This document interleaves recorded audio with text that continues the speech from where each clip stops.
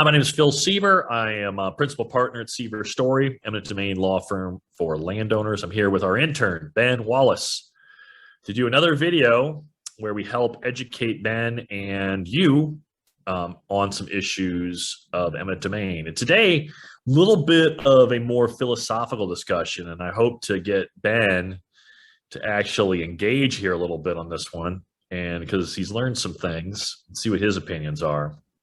So Ben, what is our topic today? Is eminent domain bad or good? Yeah, so I'll answer, then I'm going to ask Ben a question. I think it's both bad and good. I think that if utilized correctly, well, let's back up. Like, we need to be able to have the state build roads. We need to have the states be able to put in parks and public spaces. The state needs to be able to do things to make sure we have a functioning society, right? And could you imagine if in Atlanta, as an example, the state wasn't allowed to build new roads? Well, then you wouldn't have Atlanta. Like, Atlanta requires new roads because it's growing so fast. They have to take to build roads. You wouldn't have a city, you wouldn't have a society. It wouldn't function without eminent domain. Our society wouldn't function without eminent domain. We wouldn't have airports. We wouldn't have railroads. We wouldn't have transportation if everything was privatized. So it serves a really important function, eminent domain does. I mean, we would have parks, right? National parks. We wouldn't have, there's so much stuff.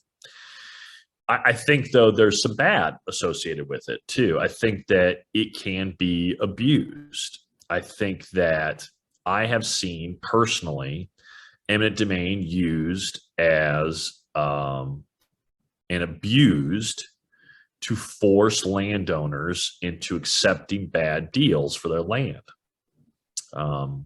Here in Indiana, I have seen the city of Carmel used eminent domain to try to force a client to do and make concessions that they were not obligated to make.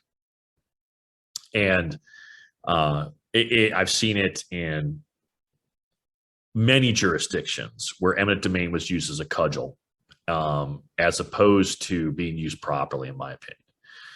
Pipelines, power lines continually argue. Imagine a world where the power line had to go to a farmer and say, I want to put this huge tower in the middle of your farm field. How much the power line company would have to pay for that if they did not have the power of eminent domain. But instead, the power line comes in and says, well, I've got eminent domain. I'm going to pay you pennies on the dollar for that. So I see it abused in a lot of different instances. Probably the biggest problem with eminent domain right now is business losses. Some states have said that business losses are a thing that you can be compensated for. Georgia's a really good example. Virginia's another good example.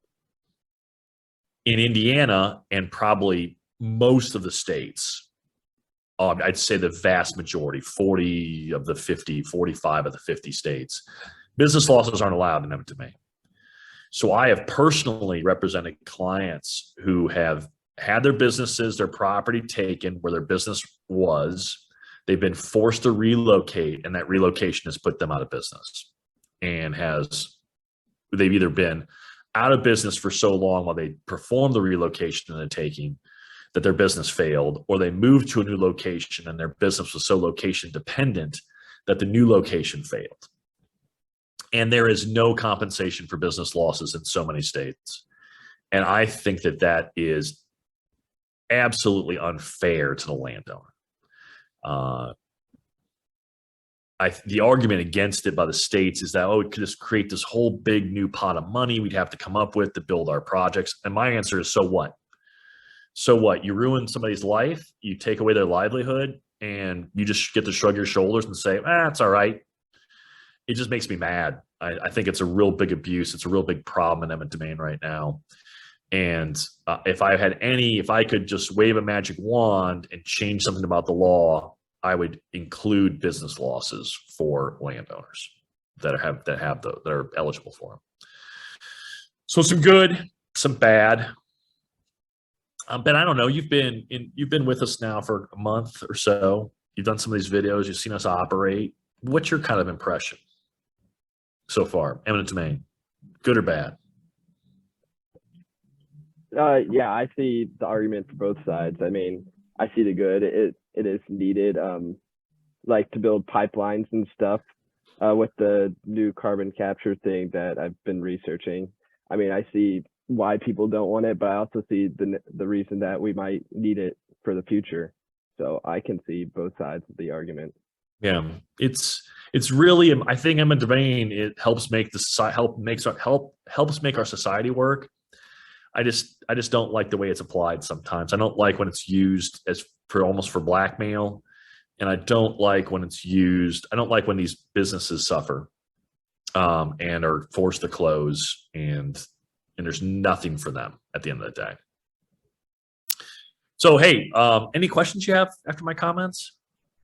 Yeah. So say someone like might not be able to hire an attorney, like how could like eminent domain abuse affect them? Well, I think that, look, I've represented several thousand clients, right? In every case, we got more money for those clients. Every case. And so just think about that for a second. Like if they didn't hire me, they didn't get paid what they should have got paid. Right. And we've had clients that have, we just did a bunch of trials. Like our clients were offered 300,000, they got 3 million, 200,000, they got 2.4 million, 80,000, they got 2.5 million. I mean, so those are just 3 cases recently. In each of those cases, if they hadn't hired a competent attorney, they would have left millions of dollars on the table. They were being cheated out of millions of dollars. Think about that for a second. So the question is, will somebody without an attorney be abused further? The answer is absolutely yes. Because the state's not out there to give you the right compensation. I think we've proved that in court and at mediations and with all the representation we've done. So you got to go up there and fight if you don't want to be abused.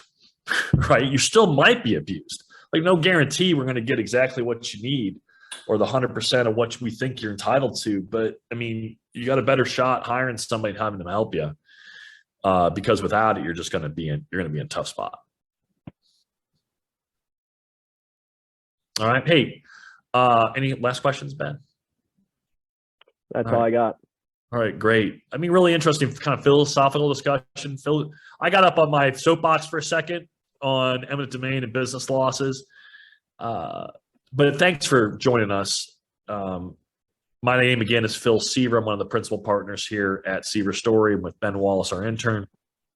And if you have any questions about eminent domain, especially if you ever want to get together and talk about business losses, and if you're a person in a position of influence in state legislatures, want to talk about my opinion on business losses and why I see that they're necessary, I'm happy to talk about those issues and would love to talk about them to somebody in power. Regardless, though, please feel free to reach out. I'm happy to answer any questions about eminent domain that you might have. You'll see some contact information after the video is over. And thanks for joining us today.